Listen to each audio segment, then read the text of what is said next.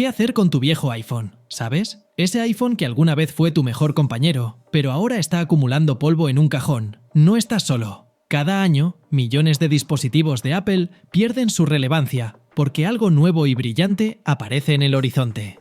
Pero aquí surge la pregunta: ¿qué pasa con los dispositivos antiguos de Apple? No desaparecen simplemente en la basura. La empresa tiene todo un ecosistema dedicado a darles una segunda vida o reciclándolos de manera adecuada.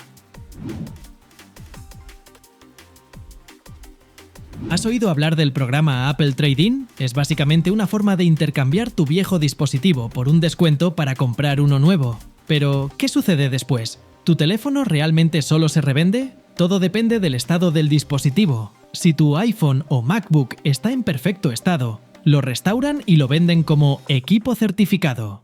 Estos dispositivos cuestan menos, pero funcionan como nuevos. Por ejemplo, en el año 2022, Apple revendó más de 10 millones de dispositivos restaurados. Una excelente opción para quienes quieren ahorrar y para el medio ambiente. El término restauración se refiere al proceso mediante el cual un dispositivo viejo se deja en condiciones casi nuevas. Apple lo llama refurbished e incluye varias etapas. Los técnicos revisan el dispositivo buscando grietas, rayones, botones desgastados y prueban sus funciones principales, como el rendimiento del procesador, el estado de la batería y la calidad de la pantalla. Si alguna pieza está defectuosa o muestra signos de desgaste, se reemplaza por una nueva o restaurada. Por ejemplo, podrían instalar una batería o pantalla completamente nueva. Luego, el dispositivo se limpia a fondo para eliminar cualquier rastro de uso y se actualiza el software a la última versión disponible. Los dispositivos restaurados se someten a las mismas pruebas de calidad que los nuevos: velocidad, imagen, sonido, conexión a Internet, etc. Finalmente, se empaquetan en una caja nueva con todos los accesorios necesarios. Para el cliente, esto significa tener un dispositivo casi nuevo, apoyando al mismo tiempo un enfoque más sostenible. Pero, ¿qué pasa si tu dispositivo ya ha visto mejores días? Por ejemplo, si la pantalla está rota y la batería dura solo 1 hora, Apple también encuentra una utilidad para él. ¿Qué sucede con los dispositivos que ya no se pueden reparar? Ahí entra en acción Daisy, un robot creado por Apple para desarmar viejos iPhones. Daisy trabaja con una precisión asombrosa. Descompone el dispositivo en piezas en cuestión de minutos, extrayendo baterías, chips, cámaras e incluso metales raros que contienen los teléfonos.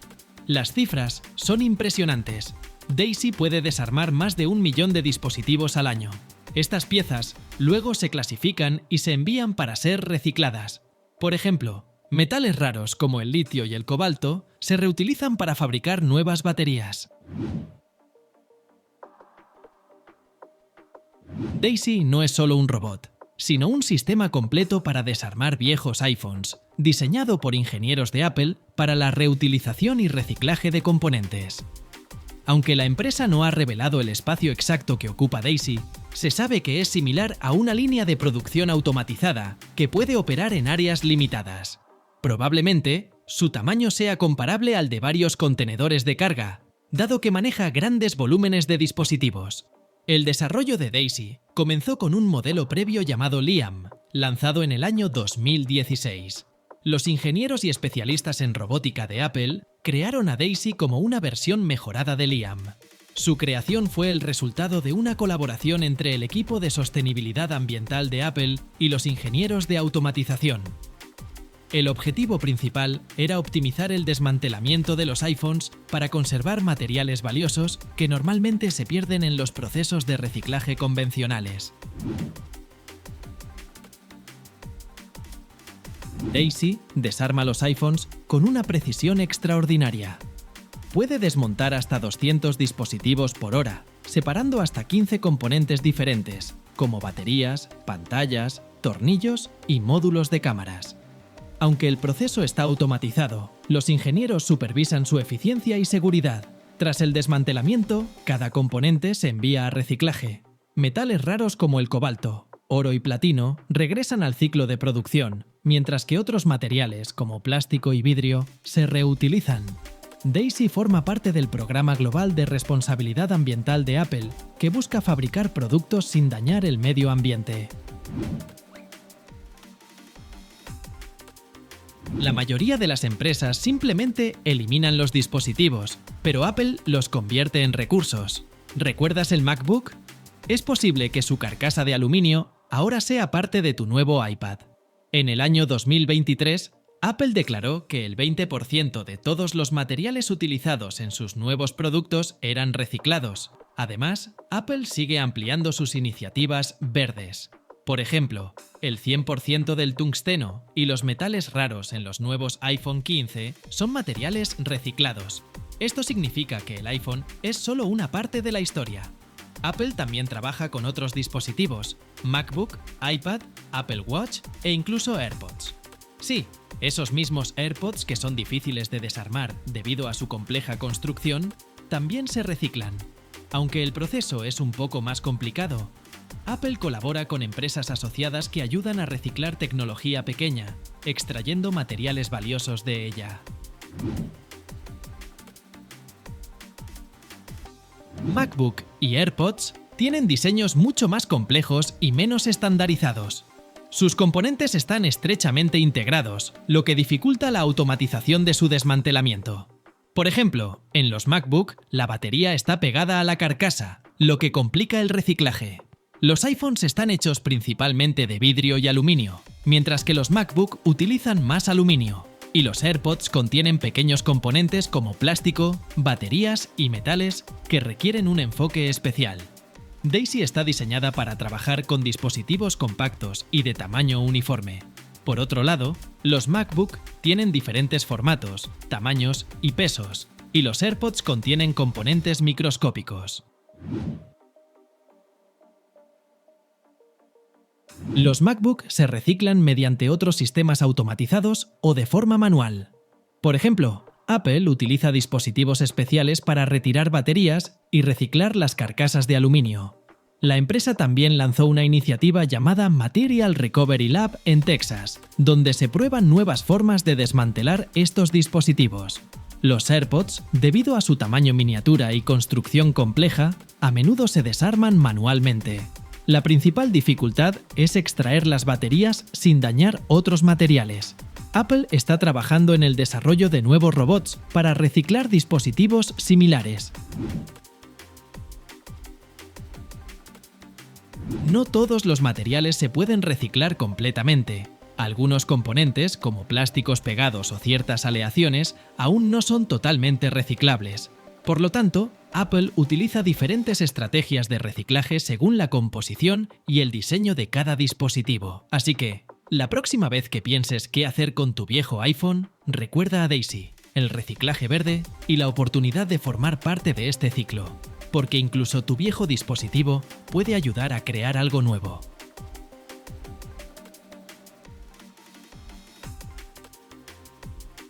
Solo en Estados Unidos, cada año se fabrican más de 25.000 millones de pernos. Y eso que hablamos de un solo país entre muchos otros. Una cantidad tan pequeña de pernos puede darle un giro enorme a la economía de una nación. Por ejemplo, el aumento en la demanda de pernos y otros elementos de sujeción impacta directamente en sectores como la construcción, el transporte y la electrónica. Los pernos mantienen todo unido, pero ¿te has preguntado alguna vez cómo llegan a ver la luz?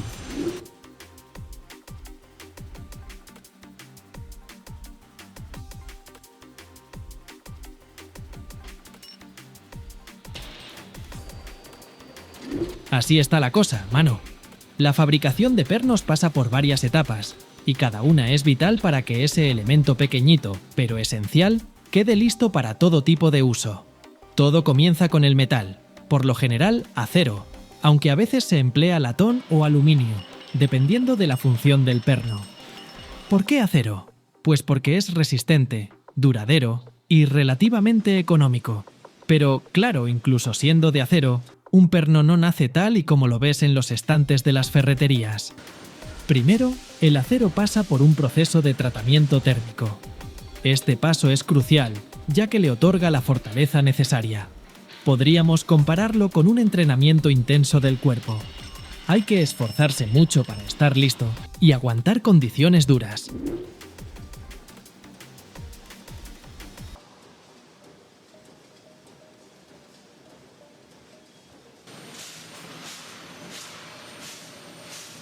El tratamiento térmico del acero engloba varios procesos usados para modificar sus propiedades, sobre todo su resistencia, dureza y plasticidad, aplicando calentamiento y enfriamiento. Ahí está el chiste. Este proceso le da al material la forma y las características que buscamos. El primer paso es calentar el acero hasta temperaturas muy altas, que van aproximadamente de 800 a 1000 grados Celsius, dependiendo de la composición del metal. ¿Te imaginas algo más caliente que eso? ¿O ni el mismísimo infierno llega a tanto? Ese calentamiento sirve para transformar la aleación en austenita, una estructura del acero con gran plasticidad que facilita moldearlo. Luego se mantiene esa temperatura un buen rato, para que el material se vuelva uniforme en toda su masa. De esta forma, los elementos de aleación se distribuyen parejitos, y el acero adquiere esa estructura deseada.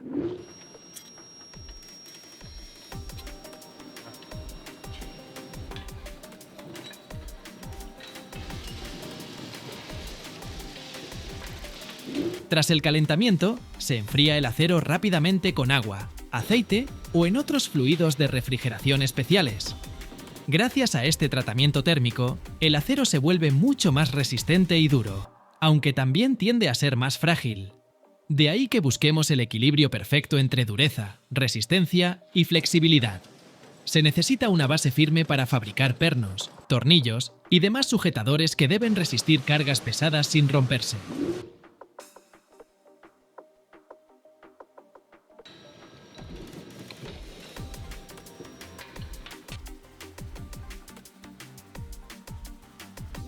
Cuando ya elegimos el material adecuado y lo preparamos, la siguiente parada es darle forma al perno. Para esto, lo más común es la forja. El metal se calienta a alta temperatura y luego se obliga a adoptar la forma deseada con un martillo o una prensa. Eso sí, no todos los pernos se fabrican mediante forja. Existen métodos de moldeo en frío, donde no se calienta el metal, sino que se le da forma con prensas de gran fuerza. Este enfoque ahorra tiempo y recursos, aunque no es válido para todos los tipos de pernos.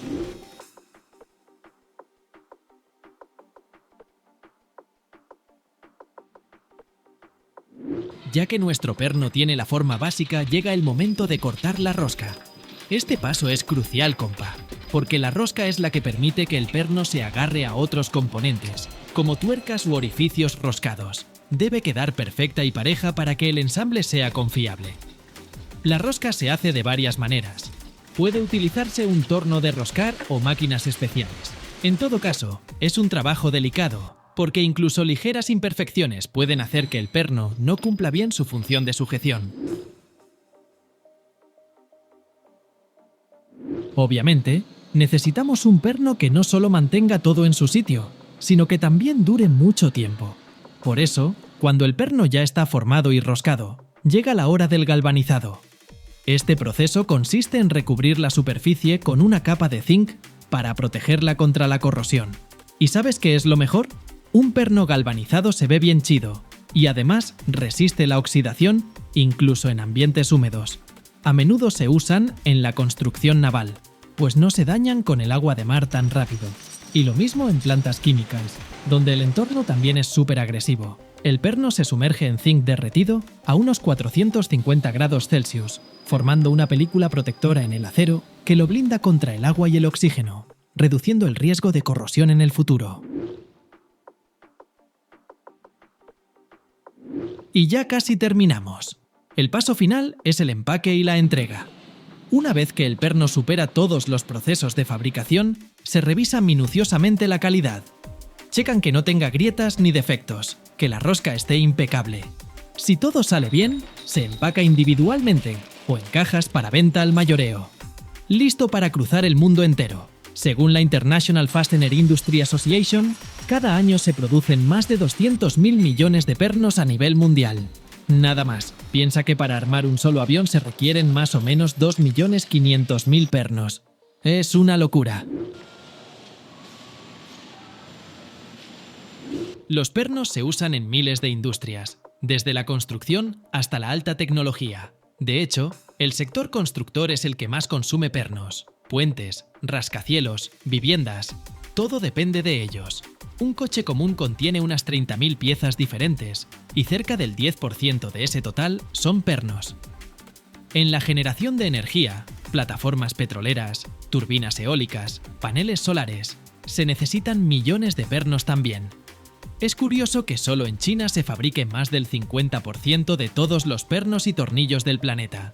Se han vuelto un gigante en esta rama, impulsados por la demanda de productos metálicos y el bajo costo de la mano de obra. Por otro lado, en Estados Unidos y Europa suelen producirse pernos más especializados para la industria pesada, la aeronáutica y el sector automotriz.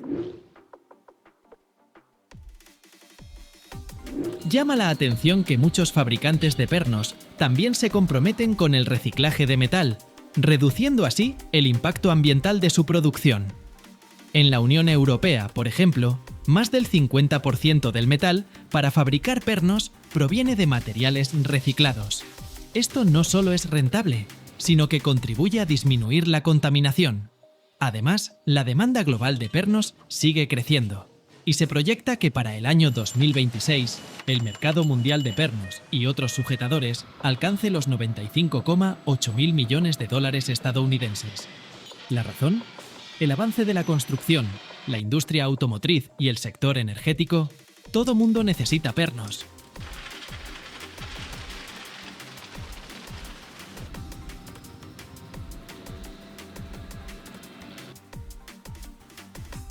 ¿Sabías que cada año el Banco Central Europeo recicla miles de millones de billetes desgastados? Estos no se destruyen simplemente, sino que se convierten en briquetas energéticas que calientan fábricas o incluso se incorporan a mezclas de construcción. Sí, amigo, escuchaste bien. Alguien se calienta con dinero viejo. Ahora imagina que cada billete de euro es una obra de arte y tecnología.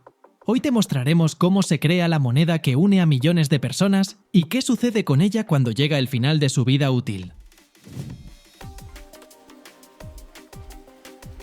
El euro es una de las monedas más populares del mundo, y no solo un medio de pago, sino también una obra de arte y tecnología. El proceso de creación del euro es extremadamente complejo para garantizar su fiabilidad, durabilidad y protección contra falsificaciones. Permíteme mostrarte cómo se fabrican los euros, desde la concepción de la idea hasta los billetes y monedas terminados. Primero, profundicemos en su historia. La idea de una moneda común europea surgió a mediados del siglo XX, pero su implementación no fue posible hasta varias décadas después. El lanzamiento específico del euro en efectivo ocurrió en el año 2002. En 12 países de la Unión Europea, los billetes y monedas del euro reemplazaron a las monedas nacionales. Hoy en día, el euro es la moneda oficial de 20 países de la eurozona, utilizada por más de 340 millones de personas. El diseño del euro fue creado por Robert Kalina, un artista austríaco. Observa. Los puentes y arcos simbolizan la unidad, la conexión y la apertura entre los países de Europa. Cada denominación de los billetes representa uno de los estilos arquitectónicos clave de Europa, desde la antigüedad hasta la modernidad. Además, cada billete tiene un color distinto para facilitar la identificación de los diferentes valores nominales. Lo primero que debes saber es que el papel utilizado para los billetes de euro no es como el papel ordinario. Está hecho de algodón puro, lo que hace que los billetes sean resistentes y agradables al tacto. Desde la etapa inicial de producción del papel, se incorporan marcas de agua visibles al ser expuestas a la luz. Este papel especial se produce en varias fábricas altamente protegidas en Europa, incluidas instalaciones en Francia y Alemania. Sé lo que estás pensando, pero no es tan sencillo. La tecnología para aplicar las marcas de agua se mantiene en parte en secreto. Solo puedo decirte que la pulpa de papel se mezcla con agua, creando una consistencia líquida y suave. Durante la formación de las hojas de papel, se utiliza un tamiz especial de malla metálica. En este tamiz se colocan elementos, como pequeñas figuras de alambre o impresiones, que generan zonas de diferente grosor en el papel. Las áreas más delgadas permiten que pase más luz y se ven más claras, formando lo que se conoce como la marca de agua clara. Las áreas más gruesas dejan pasar menos luz y se ven más oscuras, creando la marca de agua oscura. Después de formar la hoja de papel bajo la presión del tamiz, la marca de agua queda fijada en la estructura de las fibras. Dado que este proceso ocurre antes de que el papel se seque, la marca de agua se convierte en una parte integral del material y no se aplica en la superficie. El papel pasa luego por un proceso de secado y alisado, tras el cual la marca de agua se vuelve clara y fácilmente visible cuando se observa la hoja a contraluz. Vamos a echar un vistazo al proceso de impresión de los billetes. No es tan sencillo, ya que la impresión se lleva a cabo en varias imprentas altamente protegidas en diferentes países de Europa. Cada billete se produce mediante un proceso de impresión por capas. El fondo principal de los billetes se aplica utilizando impresión offset. Pero no te emociones pensando en comprar una impresora a color, amigo. Luego se crean las imágenes en relieve mediante la técnica de impresión en hueco grabado, intaglio. A continuación, se añaden microtextos, hologramas, bandas metálicas y otros detalles de seguridad. Por último, se imprimen los elementos que brillan bajo luz ultravioleta. Los billetes modernos de euro cuentan con más de 20 elementos de seguridad distintos. Observa cómo las hologramas en los billetes cambian según el ángulo de visión. En los billetes de denominación alta, la tinta cambia de color al modificar el ángulo de observación. Además, contienen microtextos que son imposibles de leer sin una lupa. Ven conmigo y te mostraré cómo se fabrican las monedas. Las monedas de euro son tan pesadas que 1 millón de monedas con un valor nominal de 1 euro pesa aproximadamente 7 toneladas. Las monedas se fabrican por separado de los billetes, pero también bajo tecnologías estrictamente controladas. Primero, se preparan láminas hechas de una aleación de níquel y latón, de las cuales se produce la parte central de la moneda. Para el borde, se utiliza cobre o aluminio. Las monedas con un valor nominal de 1 euro y de 2 euros tienen una construcción bimetálica. La combinación de las propiedades de dos metales permite crear productos más eficientes y duraderos. Entonces, a las piezas cortadas de las láminas metálicas se les aplica el diseño de la moneda utilizando estampas especiales. Luego, se añaden elementos de seguridad como microtexto y un patrón complejo. Cada país tiene su propio diseño único para el reverso de las monedas, pero el valor nominal y el estilo general permanecen iguales. Cuando los billetes y las monedas de euro se vuelven inservibles, se retiran de circulación. Las monedas se funden para crear nuevas monedas u otros productos metálicos. Pero con los billetes de papel, la situación es mucho más interesante. Los billetes viejos, dañados o desgastados, que ya no son aptos para circular, se eliminan activamente en muchos países del mundo, incluida la eurozona. Sin embargo, en lugar de simplemente destruir el dinero, por ejemplo, quemándolo, se intenta convertirlo en materiales útiles. Mira cómo los billetes de euro desgastados, que están hechos de fibra de algodón, se desmenuzan en pequeños trozos con la ayuda de máquinas especiales. Los restos triturados de los billetes se compactan en bloques o briquetas densas. Imagina ladrillos o discos duros formados exclusivamente por dinero antiguo. Estas briquetas se utilizan luego como combustible. En Alemania y Austria se emplean para calentar instalaciones industriales, ya que los billetes desgastados tienen un alto valor energético gracias a su composición.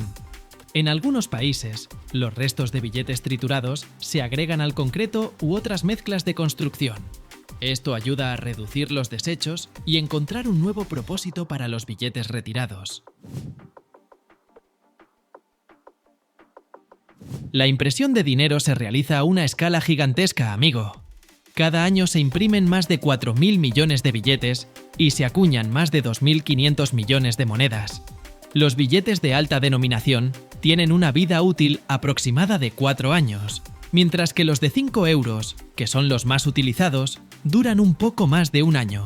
En cuanto a las monedas de euro, Hay muchas más en circulación que billetes, alrededor de 140.000 millones de unidades, aunque su valor total es significativamente menor. La denominación más común entre los billetes es la de 50 euros, que representa aproximadamente el 45% de todos los billetes en circulación.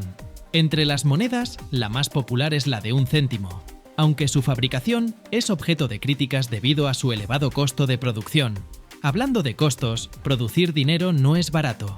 Fabricar un billete cuesta entre 7 y 16 céntimos de euro, dependiendo de su denominación y los elementos de seguridad que incluya.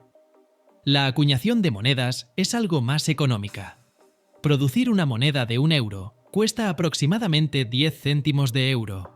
El euro ha facilitado el comercio entre los países de la Unión Europea, reducido los costos de conversión de divisas y hecho la economía de la eurozona más estable. No es solo una moneda, sino también un símbolo de unidad y cooperación.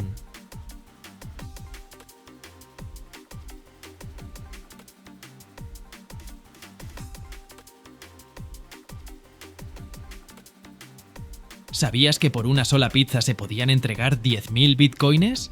Hoy eso equivale a 691 millones de dólares. ¿Cómo el oro digital se ha convertido en el mayor temor de los bancos? El Bitcoin no es solo una criptomoneda, es una revolución en el mundo de las finanzas, desde el misterioso Satoshi Nakamoto hasta las pérdidas de miles de millones de dólares. ¿Quieres saber cómo esta historia podría cambiar también tu vida? Vamos a descubrirlo juntos. La historia del Bitcoin está llena de momentos emocionantes, misterios e innovaciones. En el año 2008, mientras el mundo aún se recuperaba de la crisis económica, apareció un enigmático documento titulado Bitcoin, a Peer-to-Peer Electronic Cash System, conocido como el Libro Blanco. El autor firmaba como Satoshi Nakamoto, pero hasta el día de hoy se desconoce su identidad real. ¿Quién es? ¿Un hombre? ¿Una mujer? ¿O quizás un grupo de personas? Existen numerosas teorías sobre la identidad de Satoshi Nakamoto. Algunos creen que podría tratarse de reconocidos programadores como Hal Finney o Nick Szabo, pero ninguna de estas hipótesis ha sido confirmada. El documento describía un método para crear una moneda digital descentralizada, que podría servir como un medio alternativo para realizar transacciones financieras. En enero de 2009, se generó el primer bloque de la red de Bitcoin, conocido como el bloque Génesis. En este bloque inicial, Nakamoto dejó un mensaje de texto que decía: The Times January 3rd, 2000 Chancellor on brink of second bailout for banks. Este mensaje, que hacía referencia al titular de un periódico británico, insinuaba las fallas de los sistemas financieros centralizados y reflejaba el propósito del Bitcoin: crear una forma de dinero independiente de los bancos y los gobiernos.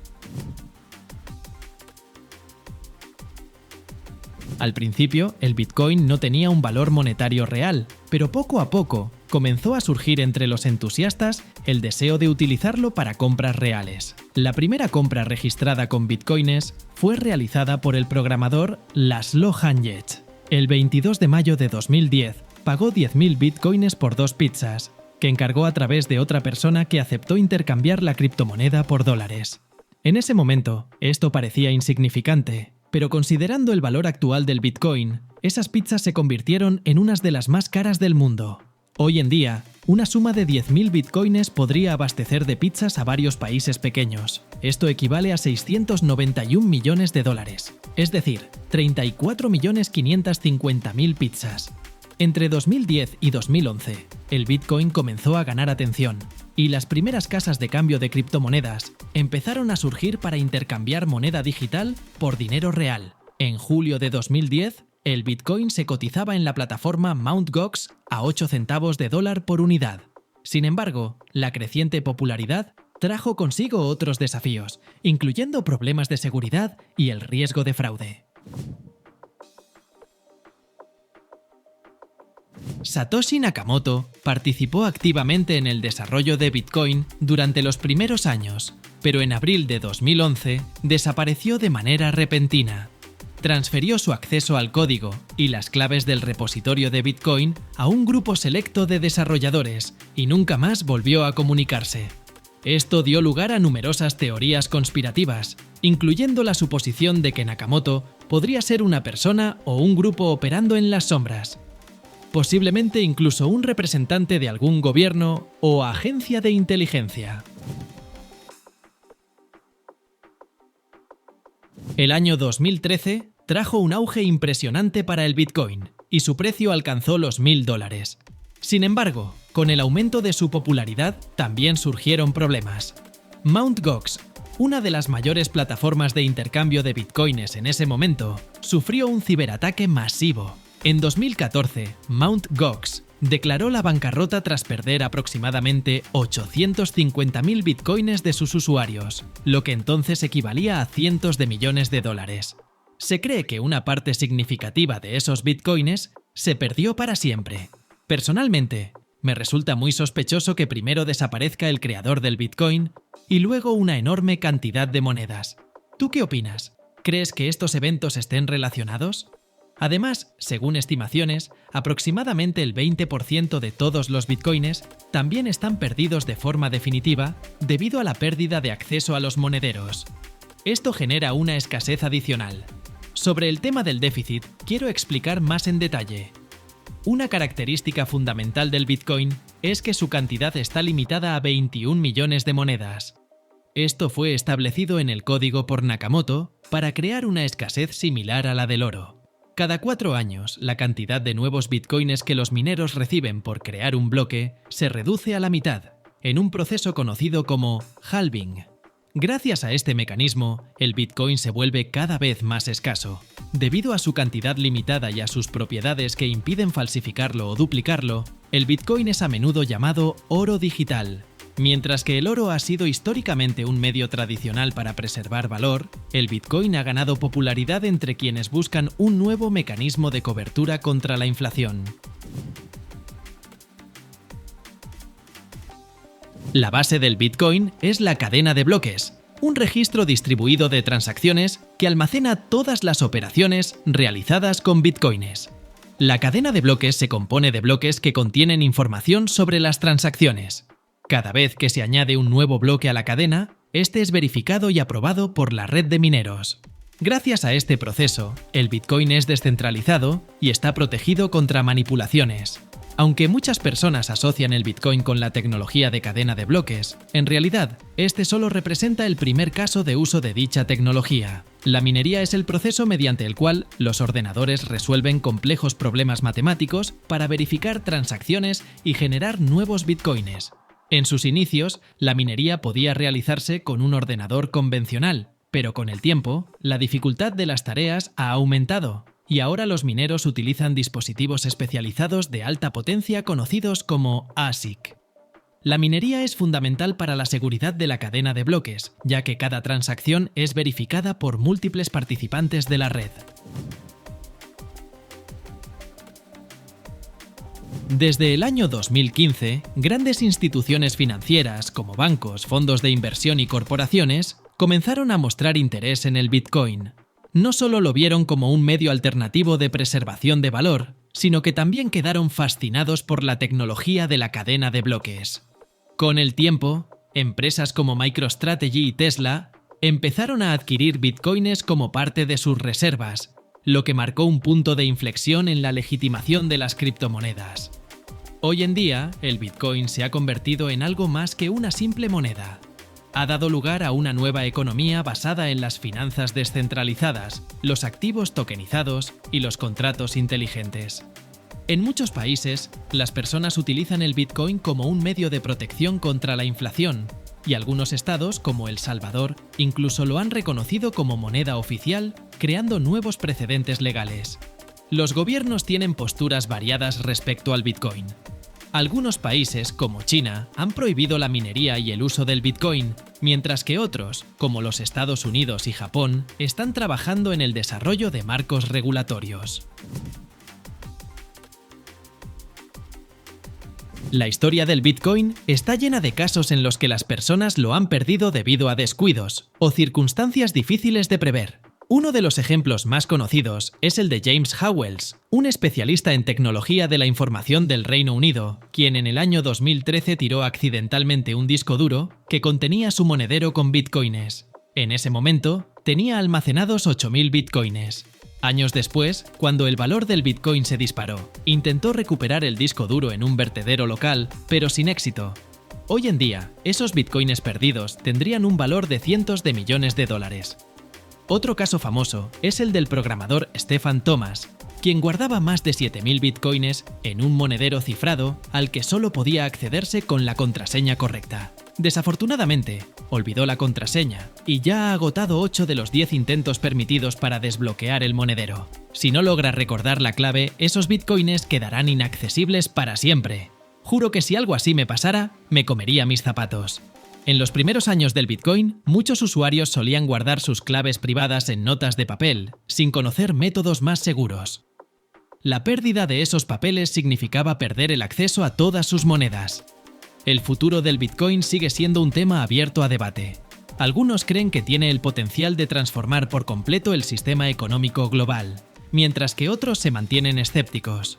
Sin embargo, independientemente de cuál sea su destino, el Bitcoin ya ha dejado una marca profunda en la historia de las finanzas. Y quién sabe, tal vez se convierta en la moneda más importante dentro de unos pocos años.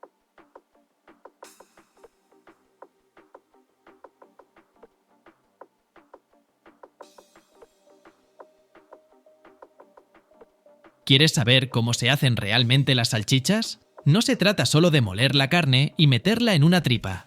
Es toda una ciencia. Desde el procesamiento inicial en la planta cárnica hasta las recetas complejas con especias, grasas y estabilizantes. Y te mostraré por qué estas fábricas pueden producir miles de unidades por hora. Si pensabas que podrías hacerlo en casa, olvídalo. La producción de salchichas es un proceso tecnológico complejo que incluye varias etapas, comenzando con la preparación de la carne y terminando con el envasado del producto final. El proceso de elaboración de las salchichas comienza con la preparación de la carne, que es el ingrediente principal. Generalmente, se utiliza carne de cerdo, ternera, pollo o mezclas de estas. La carne debe ser de alta calidad, limpiada cuidadosamente de grasa, tendones y huesos. Ahora pido a los veganos que apaguen el vídeo. El proceso de sacrificio y el tratamiento inicial de la carne se realizan en plantas especializadas, donde se siguen estrictas normas sanitarias. Después del sacrificio, las canales se enfrían y se dejan reposar durante un tiempo determinado para garantizar que la carne adquiera la textura y el sabor adecuados. Tras la refrigeración, la carne se divide en partes, eliminando el exceso de grasa, tendones y otras partículas no deseadas. Para la producción de salchichas, generalmente se utiliza carne con menor contenido graso, ya que los componentes grasos se añaden por separado durante el proceso de producción. El transporte de la carne a la fábrica se realiza en camiones refrigerados o vehículos especializados que mantienen la temperatura adecuada para conservar el producto. Durante el transporte, la carne va empacada en contenedores o en bolsas al vacío, lo que la protege de la contaminación y asegura que se mantenga fresca. Este tipo de empaque también minimiza el contacto con el aire, evitando la proliferación de bacterias. Al llegar a la fábrica, la carne es sometida a un control de calidad, y si no cumple con los estándares establecidos, no se permite su uso en la producción. La materia prima debe cumplir al 100% con todas las normas sanitarias e higiénicas. Además, el control de calidad incluye la verificación de los certificados de origen, el cumplimiento de las normas veterinarias y un análisis de pureza microbiológica. Sin la documentación correspondiente, el producto no es aceptado. Luego de algunas pruebas de laboratorio para detectar la presencia de organismos patógenos, la carne se envía a las cámaras frigoríficas, donde se mantiene a una temperatura de entre 0 y 2 grados, con un nivel de humedad específico. Para preparar salchichas, la carne se muele en picadoras especiales hasta obtener una consistencia homogénea. Luego, la masa de carne se mezcla con otros ingredientes, como grasas, especias, sal, agua y aditivos, que mejoran el sabor y la textura del producto. Este proceso de molienda es crucial, ya que determina la textura de las salchichas. La carne se tritura hasta obtener una fracción fina, lo que permite una estructura suave en el producto final. Para esto se utilizan picadoras industriales o cortadoras que pueden procesar grandes volúmenes de materia prima. Una vez, mi amiga Amanda, que tiene una hija adorable, se leyó varias recetas y decidió hacer salchichas en casa, pensando que serían más saludables para su hija. Molió carne de pollo, añadió especias, las envolvió en film plástico y las congeló. ¿Y qué crees? ¿Su hija las comió? ¡Ni una sola vez! Pero las salchichas del supermercado cercano las devoraba con gusto. Amanda intentó hacerme comer lo que le quedó de su pseudoarte culinario, pero logré escaparme. Así que no es tan fácil como parece. Volvamos al proceso industrial. Las grasas se añaden al picadillo para mejorar las características de sabor y la textura de las salchichas. Generalmente se utiliza grasa de cerdo o de res, y a veces aceites vegetales. La proporción de grasa en la mezcla de carne depende de la receta y del tipo de salchicha. A la carne triturada también se le agregan otros ingredientes: especias, sal, estabilizadores, espesantes, así como agua o hielo. Esta etapa es fundamental para darle sabor a las salchichas y garantizar su durabilidad durante el almacenamiento. Las especias son las que proporcionan ese sabor único a las salchichas. Se suelen usar pimienta negra, nuez moscada, pimentón, ajo y otras hierbas aromáticas. Además de las especias, se añaden estabilizadores que mejoran la textura del producto y conservantes que prolongan su vida útil.